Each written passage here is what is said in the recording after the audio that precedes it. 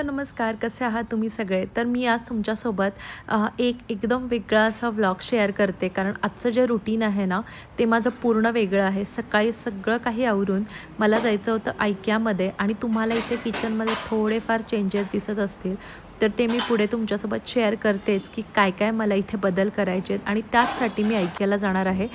आणि हां, ते जे काही डिटेल्स असतील आणि ज्या काही वस्तू मी तिथे घेईन ना, तर त्याचा एक सेपरेट व्हिडिओ तर मी तुमच्यासोबत शेअर करणारच आहे. पण इथले जे काही चेंजेस करणार आहेत ना, त्यासाठी मी काय-काय घेणार आहे किंवा काय-काय घेतलेलं आहे, ते सगळं काही तुमच्यासोबत आजच्या या व्हिडिओमध्ये शेअर करणार आहे.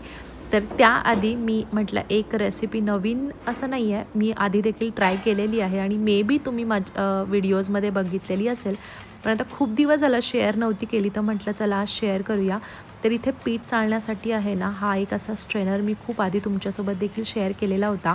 तर खूप मस्त आहे, पीठ एकदम छान असं चाळलं जातं आणि मेन म्हणजे आहे ना, आपलं जे पिठाचे जे ग्रॅन्युल्स असतात ना, ते सेपरेट होतात. त्याच्यामुळे आपलं पीठ आहे ना, ते छान मऊ मळलं जातं. त्याच्यामुळे नेहमी पीठ जे आहे ते चाळूनच घ्यावं. सो त्यासाठी ही इझी अशी चाळणी, कुठे काही सांडत नाही. खूप व्यवस्थित असं चाळलं जातं. तर इथे मी जेवढं गव्हाचं पीठ घेतलेलं आहे ना, तेवढंच मी मैद्याचं घेतलेलं आहे. हाफ घेतलेलं आहे. मीठ आणि तेल टाकून छान असं मळून घेते.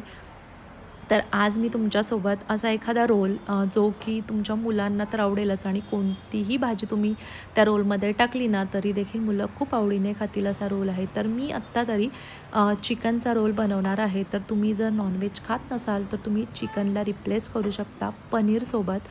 खूप मस्त आणि खूप टेस्टी असा हा रोल बनतो.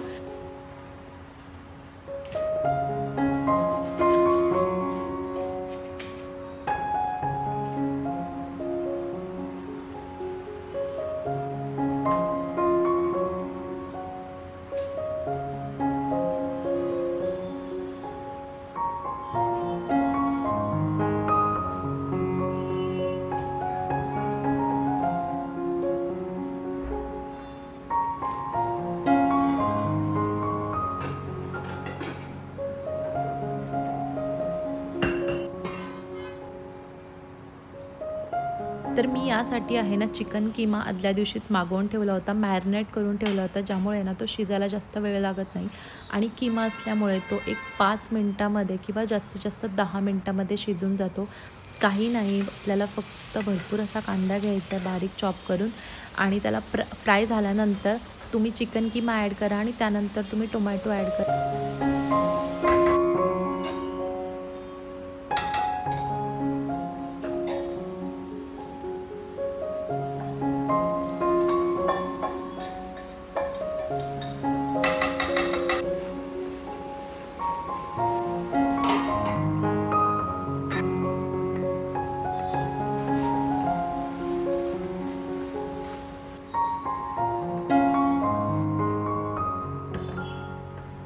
चपातीच्या या तव्याबद्दल आहे ना, मला इतके प्रश्न नेहमी प्रत्येक ब्लॉगमध्ये, प्रत्येक रीलमध्ये मला DM असतोच, की हा तवा कोणता आहे, काय आहे? तर मी हा झालं 2 वर्ष झालेलं आहे माझ्या किचनमध्ये चपातीसाठी यूज करते. स्टाहल ब्रँडचा आहे. अजून त्याला काहीही झालेलं नाही आहे. नॉन-स्टिकी टेक्स्चर आहे, पण नॉन-स्टिक मटेरियल यूज केलेलं नाही आहे. हनीकॉम्ब स्ट्रक्चरमुळे तो नॉन-स्टिकी होतो. खूप मस्त असा तवा आहे. मी तुम्हाला नक्की सांगेन, म्हणजे मी रिकमेंड करेन, की तुम्ही नक्की परचेस करू शकता. मी काही प्रमोशन करत नाही आहे. मला काय यांचं अजून प्रमोशन आलेलं नाही आहे. आय होप पुढे येईल फ्युचरमध्ये आणि मला करायला देखील आवडेल. कारण ज्या काही ऑनेस्ट रिव्ह्यूज आहेत ना, ते मला जास्त तुमच्यासोबत शेअर करावेसे वाटतात. तर इथे मी चिकन रोलसाठी 3 अंडे घेतलेले आहेत आणि त्यातलं जे व्हाईट यॉक आहे ना, तो मला नको आहे. सो मी 2 काढून ठेवते आणि एखादा म्हणजे वेस्ट नको करायला म्हणून मी एखादा ठेवून देते आणि 2 तर मी काढलेले आहेत आणि छान आता याला फेटून घेते. मी मीठ वगैरे काहीही टाकलेलं नाही आहे, फक्त अंडे आहेत. आणि इकडे एक साईडला मी उभा असा कांदा चिरून घेतलेला आहे आणि आपल्या मस्त पोळ्या लाटून घेते. थोड्याशा जाड ठेवायच्यात, नाहीतर मग त्या आपण जेव्हा रोल त्याच्यामध्ये स्टफिंग करू ना, तेव्हा त्या तुटायची फुटायची टेन्शन असतं. सो थोड्याशा जाड ठेवा. त्यानंतर मी इथे दुसऱ्या तव्यामध्ये जे मी अंडं काढलेलं आहे ना, ते अंडं मी इथे तव्यामध्ये टाकून घेते आणि त्यानंतर याच्यावरती जी आपण चपाती लाटून घेतलेली आहे, जी पोळी लाटून घेतलेली आहे ती याच्यावरती लावून घ्यायची. म्हणजे पूर्ण अंडं जे आहे ना ते आपल्या चपातीला चिकटलं पाहिजे. असा आपल्याला हा रोल बनवायचा आहे. इतकी मस्त टेस्ट येते ना आणि खरंच तुम्ही बाहेरचं जे हे फ्रँकीज वगैरे आहेत ना ते विसरून जाल. तर मी मेयोनीज वगैरे जनरली टाकत नाही. तर म्हटलं चला आता ट्राय करूया, कारण माझ्या फ्रेंडसाठी मला तिची प्लेट द्यायची होती. सो त्यासाठी माझं चाललेलं होतं. म्हटलं किती छान बनवता येईल तितक्या छान पद्धतीने मी बनवते. तर इथे काही नाही, कांदा, कोथिंबीर मी ॲड केलेली आहे, केचप आणि मेयोनीज ॲड केलेला आहे आणि आपला चिकन कीमा जो छान असा शिजला होता आणि असा मस्त असा हा रोल रेडी झालेला आहे. तुम्ही देखील घरी नक्की ट्राय करू शकता. नॉन-व्हेज नाही पण व्हेज पण तुम्ही कोणतीही भाजी, बटाट्याची भाजी देखील अशी ट्राय केली ना तरी देखील खूप मस्त लागतो.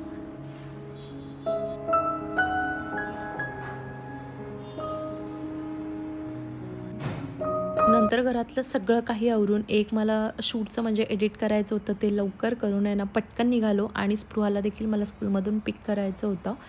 तर मग आम्ही निघालो होतो IKEAला आणि तिथे गेल्यानंतर तर मला म्हणजे बरंच काही-काही असं वाटत होतं की शूट करावं, पण दोघं देखील माझ्यासोबत होते. त्याच्यामुळे मग पॉसिबल नाही झालं. तर म्हटलं जाऊ दे, आता घरी गेल्यानंतर जे काही घेतलेलं आहे किंवा काही-काही नवीन गोष्टी आलेल्या होत्या ना, त्या मला शेअर करायच्या होत्या. ड्रायव्हिंग करायचा कधीतरी आहे ना डिसॲडव्हांटेज देखील आहे. कारण मला असं होतं की सगळी कामं येऊन पडतात. म्हणजे सगळंच करायला होतं की चला जायचंच आहे बाहेर, तर मग हे पण करून घेऊ, ते पण करून घेऊ. असं करत करत सगळीच कामं करतात. तर कधीतरी वाटतं की का शिकले? पण मग कधीतरी असं देखील वाटतं की नाही, आता मला इकडे यायचं होतं आणि मला भरपूर टाईम स्पेंड करायचा आहे. तर मग दुसऱ्याला म्हणजे तात्काळ ठेवण्यापेक्षा आपण आपलं आपलं जाऊन घेऊन आलेलं बरं पडतं. सो तेव्हा मग वाटतं की नाही, ठीक आहे, ह्या सगळ्या गोष्टी देखील येणं गरजेचं आहे. तर जेव्हा पण मी IKEAमध्ये जाते ना तेव्हा मी जनरली एकटीच जाते. कारण त्यांना नाही आवडत आणि खूप जास्त वेळ जातो काही शोधायचं म्हटलं तरी आणि मग घाईघाईमध्ये काहीतरी घ्यायला लागतं. सो त्याच्यापेक्षा शांत डोक्याने एकटं गेलेलं परवडतं. सो असं काहीसं माझं आहे.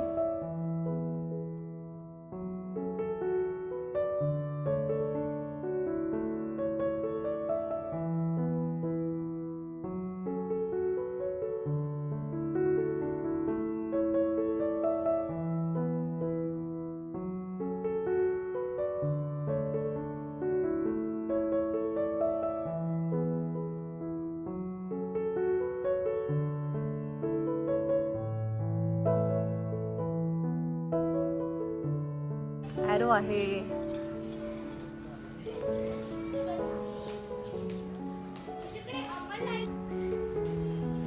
घरी आल्यानंतर आहे ना, इतकी मोठी बॅग बघितली आणि तिथे मला वाटत होतं तुमच्यासोबत शेअर करावं, पण नाही जमलं. म्हटलं नेहमी तर मी शेअर करतच असते. म्हटलं राहू द्या, तर यावेळेस नाही केलं तरी चालेल. तर यावेळेस म्हणजे मी दरवेळेस काहीतरी अशी एखाद दुसरी वस्तू घ्यायला जाते. पण यावेळेस म्हटलं होतं, की जे काही मला किचनमधल्या गरजेच्या गोष्टी आहेत ना, त्या देखील मी IKEAमधून घेणार. आणि सिरियसली सांगते, म्हणजे इतकं मोठं बिल झालं आणि नंतर असं होत होतं, की म्हणजे आता काय कॅन्सल करू आणि काय नाही. म्हणून ह्यावेळेस म्हटलं, की काहीही विचार करायचा नाही. डायरेक्टली घेऊन टाकायचं जे काही आवडतंय ते. आणि हां, तर मी तुम्हाला हे देखील बोलली होती, की याच्यामध्ये आहेत ना किचनमध्ये मी आता थोडंसं किचनचं काउंटर टॉप आहे ना त्याच्यामध्ये चेंजेस करणार आहे. तर ते मी तुमच्यासोबत शेअर करते. आणि हां, याच्यामध्ये म्हणजे मी फक्त त्या गोष्टीसाठी गेली होती आणि किचनचे इसेन्शियल्सपर्यंत गेली होती. मग त्यानंतर मी सगळं सॉर्ट केलं आणि त्यानंतर म्हटलं की सगळंच तर गरजेचं आहे, म्हणून सगळंच घेऊन टाकलं. तर मी ॲक्च्युली गेली होती काही इसेन्शियल गोष्टी घ्यायला आणि त्यानंतर एवढं मोठं बिल झालेलं आहे. मला वाटलं तर 7-8 हजारापर्यंत बिल होईल, पण हे 15,000पर्यंत गेलं. तर म्हटलं ठीक आहे, आता जाऊ दे, ज्या काही गोष्टी हव्या होत्या त्याच घेतलेल्या आहेत. आणि प्लेट पण मला घ्यायच्या होत्या. तर माझं म्हणणं होतं की स्टीलच्या घेऊया, पण मग नंतर म्हटलं की चला, ब्लॉगसाठी देखील लागतातच. तर म्हटलं चला, ब्लॉगसाठी तर लागतातच, तर काचेच्याच घेऊन टाकूया असा विचार केला आणि मग तेच घेतलं.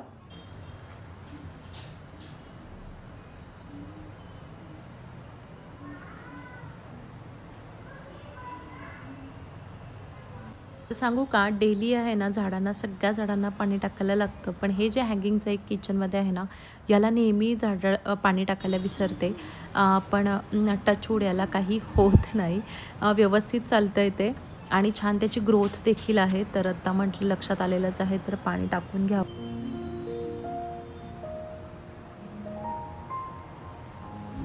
इथे बघा मी हे हँग करण्यासाठी आहे ना कुठे काही हुक वगैरे लावलेलं नाही आहे. आपले जे हँडल्स आहेत ना वरचे त्यालाच मी असं अडकवलेलं आहे. तर असे हे हँगिंग आपण किचनमध्ये लावू शकतो, असं छान वाटतं. तर हे आता मी एका कोपऱ्यामध्ये तरी लावलेलं आहे. तर मे बी मी त्याची जागा नंतर चेंज करेन. तर माझा जो ओव्हन आहे ना इथे भरपूर कंजेस्टेड झालेला आहे आणि एकच स्विच आहे. मग पाण्यासाठी देखील आणि केटलीसाठी देखील मला स्विच लागतो, तर सारखं मग चेंज करा. आणि मिक्सर देखील मला इथेच काढून ठेवायला लागतो. तर मला कोणीतरी कमेंट देखील केली होती की तुम्ही मिक्सर कॅबिनेटमध्ये का ठेवता, वरती का नाही ठेवत? तर त्याचं हेच रिझन आहे, इथे जास्त जागा नाही आहे. त्यासाठी तो कॅबिनेटमध्ये आहे. तर म्हटलं चला आता या ओव्हनची जागा चेंज करून इथे करून घेऊया, कारण हा जो काउंटर टॉप आहे माझा तो खूप मोठा आहे. तर म्हटलं ओव्हनची जागा आपण इथे करून बघूया. तर इथे देखील ॲक्च्युली सेमच प्रॉब्लेम आहे. इथे देखील एकच स्विच आहे आणि लॅम्प मला चालवू लागतो. पण म्हटलं कधीतरी लॅम्प नसेल चालू तरी चालेल, पण ओव्हनसाठी तर इथे ॲटलीस्ट एक स्विचवरती या 2 गोष्टी चालू राहतील. म्हणून मी इथे आता ओव्हन शिफ्ट केलेलं आहे आणि याच्यावरती आहे ना हे जुनं IKEAचं मी रनर घेऊन आली होती. टेबल रनर आहे हा.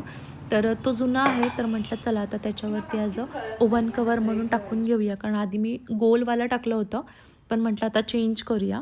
तर इथे मात्र मला ओव्हनवरती ठेवायला ना हा एक वास खूप आवडला आणि याच्यावरती बघा एक टॅग लागलेला होता आणि तो मी घरी आल्यानंतर बघितला. तर म्हटलं आता मला एक्सचेंज करायला तर जायला लागेल. तर आत्ता तरी मात्र तो कसा दिसतोय हे तरी मी बघते किचनमध्ये आणि तुमच्यासोबत देखील शेअर करते. आणि या वासमध्ये आहेत ना हे सुंदर असे बॉगनविलाचे आर्टिफिशियल प्लांट्स मी यावेळेस बघितले. मे बी मागच्या वेळेस पण असतील, माहिती नाही, माझं लक्ष नसेल, पण यावेळेस मी बघितले. आणि खरं सांगू का, म्हणजे बॉगनविला हा जनरली घरामध्ये चांगला दिसतोच, काहीही म्हणजे प्रश्नच नाही आहे त्याच्यामध्ये. आणि त्यामध्ये मला हे आता आर्टिफिशियल दिसले म्हटल्यावरती म्हणजे कन्फर्म होतं की मी हे घेणार, कारण खूप दिवसांपासून आहे ना मला हे घ्यायचंच होतं की म्हणजे बॉगनविलाचं प्लांट तर मी ओरिजिनल आणलेलंच आहे, पण मला हे खरंच इतकं आवडलं. आणि हा वास असा बसका आहे ना, तर त्याच्यामध्ये देखील खूप सुंदर असा लूक येत होता. तर जेव्हा मी ओव्हरऑल लूक बघितला ना किचनचा म्हणजे ओव्हनजवळचा, तर तो मला ॲज सच नाही आवडला. पण म्हटलं ही व्हिडिओ मी शूट केलीच होती आणि मला तुमच्याकडून देखील ऐकून घ्यायचं होतं की हा जो लूक आहे ना तो कसा दिसतोय ओव्हन या साईडला आणि त्याच्यावरती ठेवलेला हा जो वास आहे तो कसा दिसतोय ना ओव्हरऑल, मला तुम्हीच कमेंट सेक्शनमध्ये सांगा. आणि सिरियसली सांगू का, हा जो बॉगनविलाचा बुश आहे ना इतका सुंदर दिसत होता. तर इथे मी हा अशा पद्धतीने ओव्हनवरती ठेवून घेतलेला आहे.